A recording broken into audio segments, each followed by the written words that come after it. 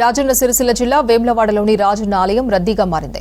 ఉదయం శ్రీ రాజరాజేశ్వర స్వామి వారికి ప్రత్యేక పూజల తర్వాత భక్తులకు దర్శనం కల్పించారు.